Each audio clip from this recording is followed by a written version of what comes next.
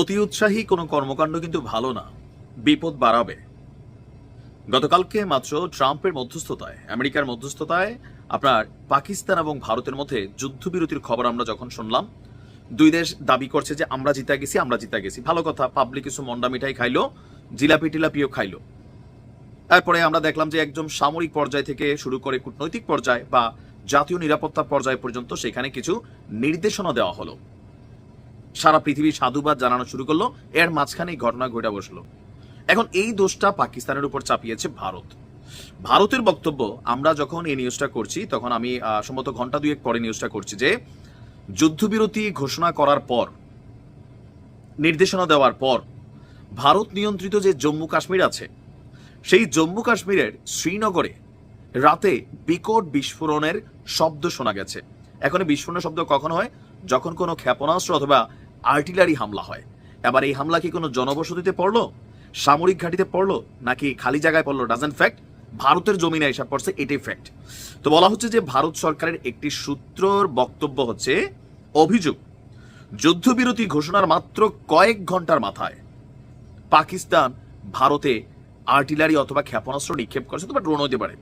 আর এই ঘটনার ফলে কি হলো, যুদ্ধবিরতির যে চুক্তি সেটা লঙ্ঘন করা হয়েছে।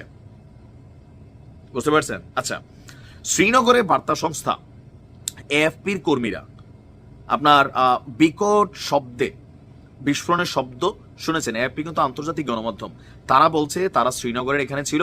তো সেই সাংবাদিক যারা আছেন তারাও এই বিস্ফোরণের শব্দ শুনেছেন। জম্মু ও কাশ্মীরের মুখ্যমন্ত্রী ওমর আবদুল্লাহ সামাজিক যোগাযোগ মাধ্যমে লিখেছেন, সবে হওয়া যুদ্ধবিরতি তবে কি ছাইয়ে পরিণত হলো? শ্রীনগর জুড়ে বিস্ফোরণের শব্দ শোনা যাচ্ছে। ভারতের বক্তব্য, পাকিস্তান ভারতের সঙ্গে দ্বিপক্ষীয় যে চুক্তি ট্রাম্পের মধ্যস্থতায় হয়েছে সেটা তারা লঙ্ঘন করেছে।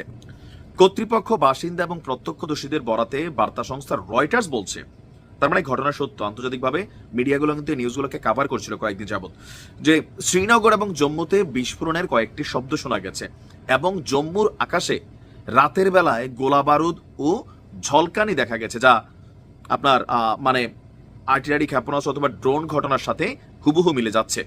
এখন এই যে ঘটনাটা ঘটলো, এই ঘটনাটায় আসলে ইফেক্টটা কি হবে? ইফেক্টটা হবে যে এই ঘটনার জেরে আমি যখন নিউজ করতেছি এর কয়েক ঘন্টা পরে ভারতও হয়তো আরেকটা ঘটনা ঘটাবে। যদি ঘটায় তাহলে এই যে যুদ্ধবিরতি চুক্তি কতটুকু কার্যকর হলো আর কেন হলো? এক্ষেত্রে শোনেন, এটা তো নিশ্চিত করা হয়েছে যে পাকিস্তান করছে। তো পাকিস্তানের সেনাবাহিনীর যেই টিমটা অথবা যেই ফোর্সটা এই ঘটনা করছে তাদের কিন্তু জবাবদিহিতার আওতায় আনা উচিত। কারণ হয় কি, ওই যে ধরেন আমাদের রাজনৈতিক দলগুলোর কথাই ধরেন, আপনি কোনো এলাকার একজন বাসিন্দা, গ্রামে শহরে, আপনি যদি কোনো রাজনৈতিক দলের সাথে সংশ্লিষ্ট থাকেন, আপনি ব্যক্তিগতভাবে একটা ঝামেলায় কারোর সাথে জড়ালেন, প্রেম ভালোবাসা সম্পত্তি নানান কিছু হইতে পারে, একজনের মারলেন অথবা একটা ঘটনা ঘটাইলেন, আপনার দলের উপর দায়ভার চলে আসে। কেন? কারণ আপনি এই দলটার সাথে কানেক্টেড।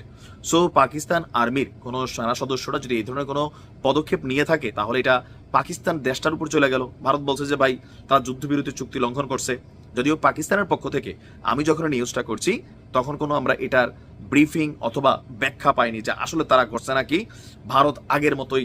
যেমন আপনি দেখেন 2 দিন আগে আমরা যখন শুনলাম যে ভারতে পাকিস্তান হামলা করছে, পাকিস্তান অস্বীকার করছিল, পরে আবার দেখলাম ঘটনা সত্য।